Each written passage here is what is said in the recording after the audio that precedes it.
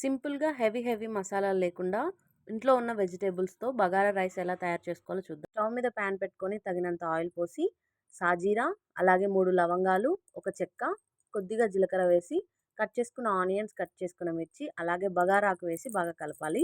Onions fry అయిన తర్వాత దాంట్లోకి కట్ చేసుకున్న ఆలు ముక్కలు వేసి అండ్ అలాగే కట్ చేసుకున్న క్యారెట్ ముక్కలు వేసి బాగా మిక్స్ చేసి మూత పెట్టి వాటిని ఫ్రై అవ్వనివ్వాలి.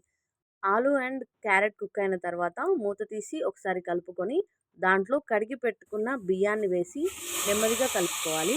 కలిపిన తర్వాత ఒక 2 మినిట్స్ మూత పెట్టి ఆ బియ్యాన్ని కూడా దాంట్లో కొద్దిగా ఆయిల్‌లో ఫ్రై అవ్వనివ్వాలి.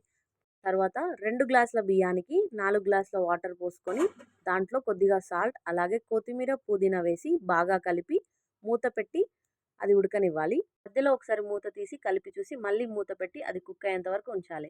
అంతే, సింపుల్ వెజిటబుల్స్‌తో ఎక్కువ మసాలాలు లేకుండా బగారా రైస్